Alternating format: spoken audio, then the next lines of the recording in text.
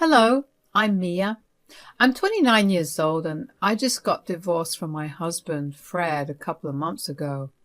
I had met Fred in college. We shared a couple of classes and we would always end up sitting next to each other. We began talking to each other and before we knew it, we were falling for each other. While we had a great relationship, there was one problem, and that was Fred's mother, Holly. For some reason, she hated me and she constantly tried to break Fred and me up. I would talk to Fred about the discomfort she made me feel, but he would never really do anything about it. He hated having to go against his mother, especially because he had only her when growing up. I eventually just let it go and dealt with her crappy behavior towards me. She would love to criticize everything I did, and sometimes she would criticize things about me that she didn't even know. I figured then that Fred would tell her these things, and that only made me more upset. We fought a lot over that, and Fred finally relented and stopped telling her things about me. We dated for about 3 years before getting married. Holly realized that her words were no longer affecting me, so she began trying to influence Fred to divorce me. That never worked, and we went in low contact with her for a little while. During that time, both of us got promotions at work. However, I was earning a little more than Fred, so we split our expenses 60-40, with me paying the highest portion. We were happy as a couple, but as an individual, I began to feel like I wasn't doing enough. I needed to pick up a hobby. I had always been rather good with design, be it interior or otherwise, but if I needed to do something on the side, I figured I needed it to be something I could work on from the comfort of my home. Graphic design was the first thing that I thought of. I decided to try my hand at it, and it turned out I was pretty good. I took a couple of courses and bought some equipment without Fred knowing because I wanted to keep my project a secret. I didn't like spilling the beans on my projects because I often had many of them, but not all of them always worked out. The only person I told about my new venture in graphic design was my best friend, Jess. So I've taken up an interest in something. Oh, is this another one of your many hobbies that you'll lose interest in pretty fast? Hopefully not. I hope to get paid really well through it. You're going to get paid through it? Finally, don't hold back, spill. Well, you know how I have an eye for design and art. Don't tell me you're planning on painting. No, that's way too tiring, but I've begun graphic designing. That's a wonderful idea. That's actually a very profitable field. Yeah, I took a couple of courses and I want to start working. You know what? I might be able to start a business. Whoa, I don't know about starting it by myself. I was thinking more of working with a firm. No, that's boring and not very different from what you're doing. You'll lose interest pretty fast, but I have a couple of friends who also are starting businesses of their own. I could introduce you to them, and you could help them design their logos and websites. That would be amazing. The people that Jess introduced me to happened to be these rich people who had no problem throwing away money on a risk, as in I had no other qualifications, and I was very much a beginner. But they liked my work a lot, and they introduced me to many other businesses and individuals. Slowly but surely, I began to earn a good amount of money through my side gig. It was a great relief because now Fred and I could live a lot easier. I began saving up little by little so I could buy Fred something nice. I hadn't told him, and whenever I wanted to, it felt like he never wanted to talk. I quickly realized that something was up with him, but he never seemed to want to talk about it. The first month I noticed something was off was when Fred told me he had spent all of his money on some investments a week after he got paid. We did get into a little bit of an argument, but we got through that month. I pulled in a couple of extra hours at work and everything was all right. The next month, Fred said the same thing again, and I was beyond upset. How could he have spent so much so quickly? I ended up saying a bunch of mean things, which at that time I had been very apologetic about, but I hoped that maybe that would teach him to be a little more responsible. When it happened again the next month, I was tired. At this point, I had learned to be more cautious, so I worked a little more anyway. Aside from my actual job, my graphic designing side job was also going great, and in fact, that was what was paying the bills more than anything. But when Fred didn't have money again for the third month, I was done with him. How would you let this happen again? Do you literally learn nothing? Look, I'm just trying to get as much return as I can, and I'm messing up a little. It's not a little when you're investing and losing your entire pay. You have your money, right? We'll just do what we've been doing for so long. No, I'm tired of this. I will not support you this month. You figure out your own expenses. What? You can't do that. Well, you can't gamble away all your pay either, but here we are. So what? I'm just supposed to starve and take public transport? There will be food at home because I'll ensure that all our shared expenses are covered. You have to take public transport because you can't pay for your own gas. So you want me to actually look poor? Taking public transport is in no way a reflection of your status. Stop being entitled. If you wanted to drive your own car, you should have thought twice about gambling away all your money. You're a selfish and ruthless person. How could you do this to your husband? What about what you're doing to me? I've been working extra hours just to cover up your losses. Can't you at least try to see my perspective? No, you have no perspective for me to try and look through. Ugh, I'm leaving. I don't want to deal with you right now. Fred left to go to God knows where after that. I couldn't wrap my head around why he was behaving that way. That was a first. I had this nagging feeling that Holly was involved in what was happening, so I decided to do a little snooping while Fred was away. It didn't take too long to figure out that Fred had been lying to me. I had access to his bank account because he had logged into it on my laptop and had saved the password. He had more than enough money in his account. In fact, when I went through his transactions, I saw that other than the usual amounts of money being debited, there was nothing else. I was very confused at that point. Why had he been withholding his money from me? Why had he been lying? I decided to go through his messages because nothing was making any sense to me. The first person I saw that he had texted was his mom. It was regarding the fight we had before he left. He told her that I had lashed out at him because he refused to give me any money, and Holly told him, "I told you." I knew she was behind his change in behavior. She had always been out to get me, but I didn't think that she realized just what kind of fire she was playing with. I scrolled through the rest of their chats and I found out some things. The first was that Holly had been incessantly texting Fred about me. She had kept pointing out my negative traits, like me being money hungry and only staying with him for his money. That was hilarious because I was the one who had been contributing the most to our household. The second was that she had been getting to Fred. He began to text her about minor things I did that annoyed him. She only enabled and amplified his complaints. That explained why Fred was beginning to withdraw from me. And lastly, they had made a plan to cut me off financially. Fred had been hesitant and against it at first, but over time, as Holly enabled his complaining, he began to give in. He finally decided to do it 2 months ago. He had told Holly that I had picked up extra hours the first month and the month later. He told her about our huge fight where I said some mean things. That was only more fuel to the fire. I was obviously beyond hurt at what I had found out. I didn't know what to do about what I found out, so I decided to go over to my best friend Jess's place. Jess has always been the first person I go to whenever I face any problem, regardless of what time it is.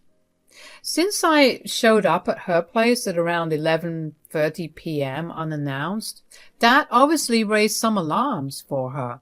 She let me in and got me settled in with a glass of wine and asked me what happened.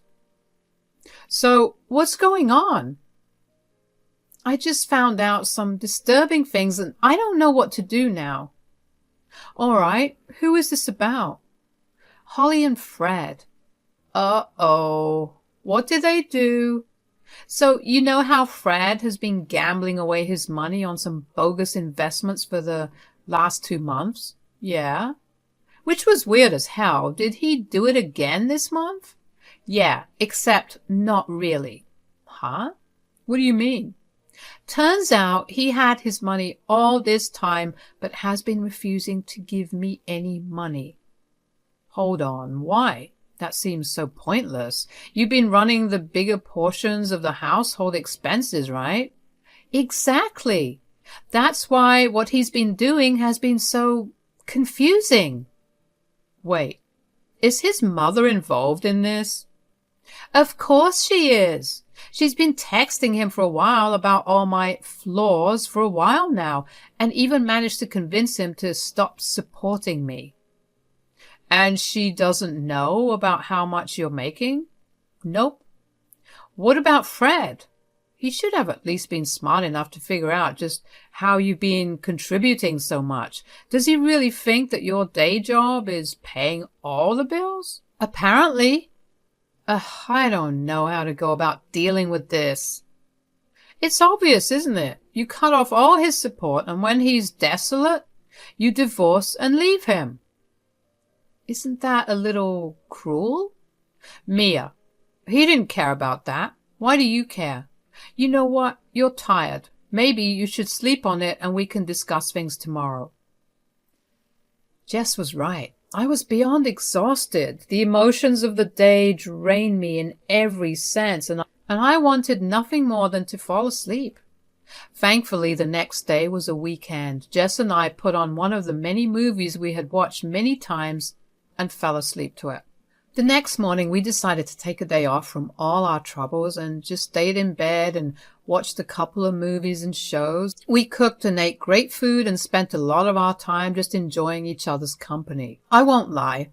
I had to fight with myself to not think about what had happened, but I knew that I needed to take time away if I wanted to deal with it properly.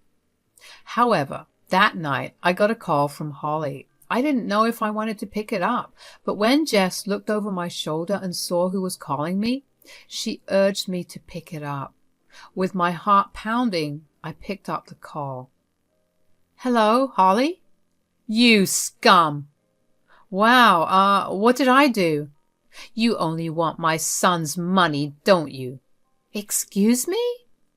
That's why you've decided to cut off all his expenses, isn't it? No, he's been spending away all his money on his stupid investments. There's only so long that I can support his bad decisions, especially when they affect us. Well, that was all a test. A test? I was only trying to prove to Fred that you were only staying with him for his money. And look at you. You proved my point.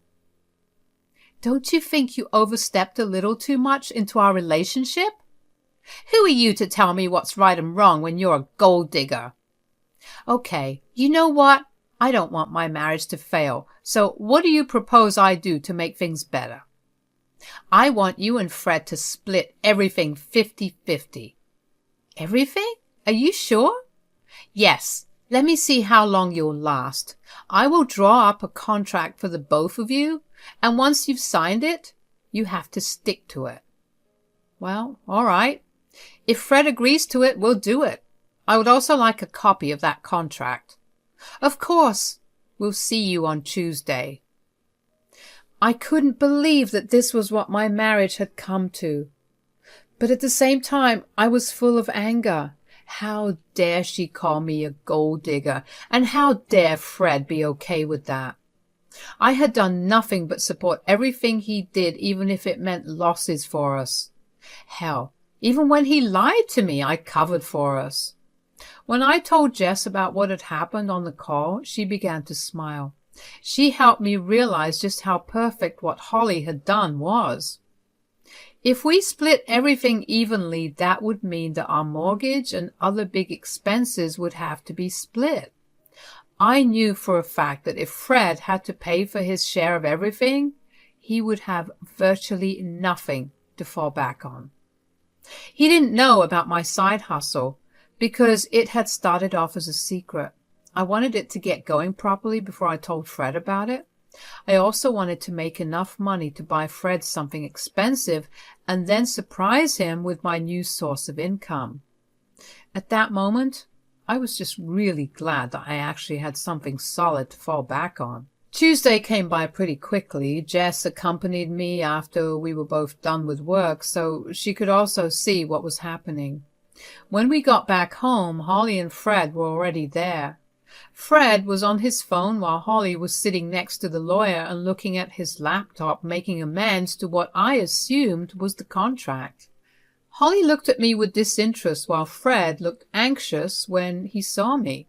He tried to communicate with me with his eyes to get us to go talk in the kitchen, but I ignored him. I walked over to Holly and asked to see the contract. The lawyer moved aside and I got to see what was written. Like I had expected, everything was meant to be split evenly, along with the added rule of not helping the other if one of them is short on money. I agreed to it.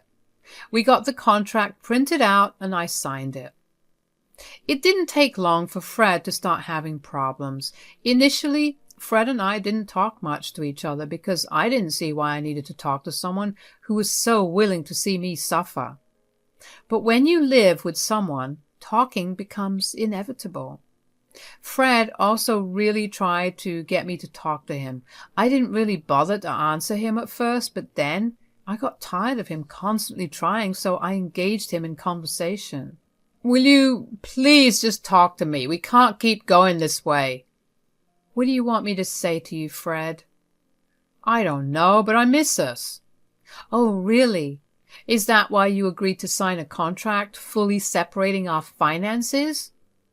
"Well, I just wanted to see if you were in it for the money."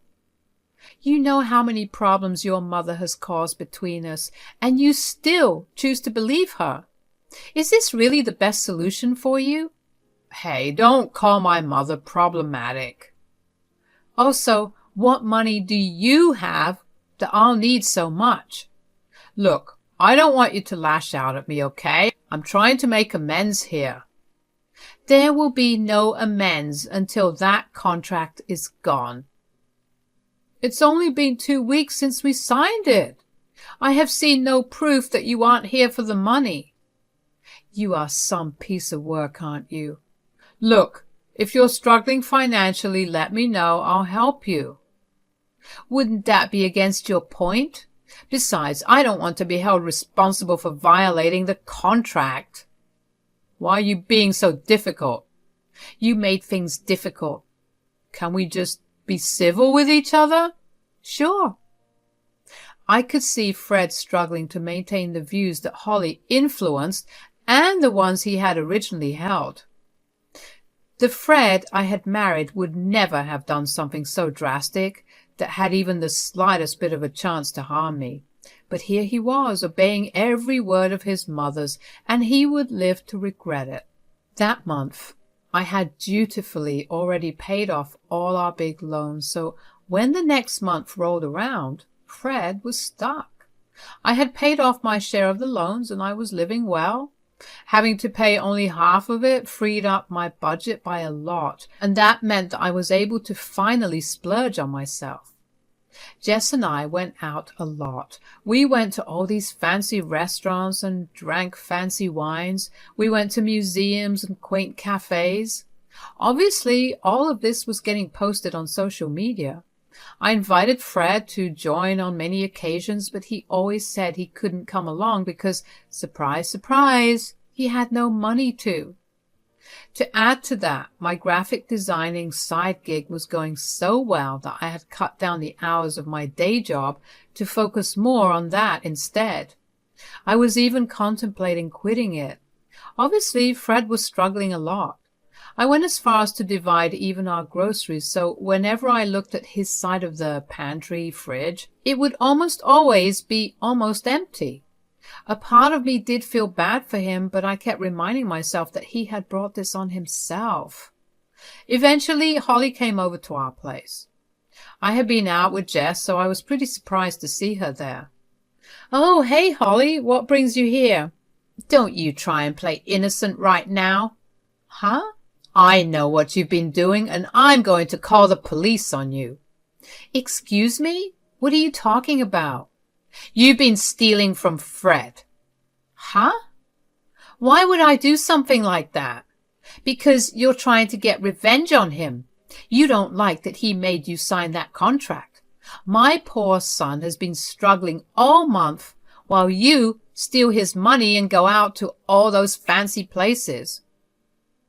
"First of all, your son has no money to steal. I obviously hate the contract, but let's not forget who actually made us sign it. You forced this on us, and now your son is struggling." "Liar. I'm calling the police right now." "Go ahead. I haven't stolen a cent from your son." "How do you have so much money then?" "Your job doesn't do that much more than Fred's. And from what he's told me, you've cut back more hours." "I have another business on the side, a graphic designing one that I planned to surprise Fred with until you filled his head with garbage." "You started your own business without telling me about it?" "I planned to buy you a car with the money I earned." "How much do you make from it?" "Oh, a lot more than you think." You lied." "I didn't do anything. I was trying to do a good thing, and then you ruined it. Since you feel so strongly for your son, maybe you should be the one who supports him. And while we're at this, here." I handed the divorce papers to Fred. I had filed for it right after we signed the contract and had been keeping it with me until the right moment presented itself. Fred stared at me with shock, but I couldn't care less. Holly would have normally been very happy to see those papers, considering that had been what she was vying for all this time. But she looked mad instead now that she knew what this was costing Fred.